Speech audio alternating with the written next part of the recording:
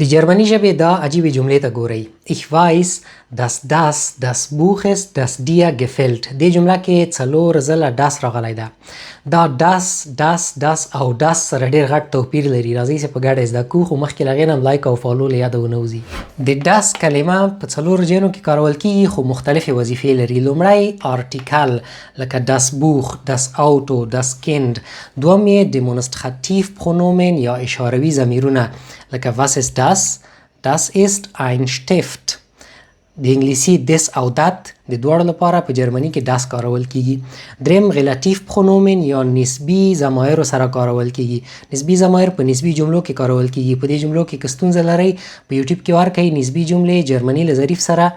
زه مو مخې ته راځم له دې درس سره. Das Auto, das dort steht, ist neu. هغه موټر چې هلته ولاړ ده نوی ده. دا relative pronomen ده. څلورم د کنیوکسیون په ځای باندې کارول کیږي یا ارتباطي توری چې ډبل اس خوري 2 دانې اسه. Er sagte هغې وویلې dass er nicht kommen kann چې هغه نسي راتللی. اوس راځئ چې خپله لومړۍ جمله تحلیل کړو. Ich weiß dass دا کنیوکسیون ده.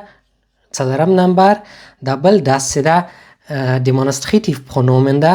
دوم نمبر. دریم das چې ده آرټیکل ده. لومړی نمبر او دا das چې ده relative pronomen ده. دریم نمبر. Ich weiß زه پوهیږم dass das Buch ist چې دا هغه کتاب ده das dir gefällt چې ستا خوښیږي.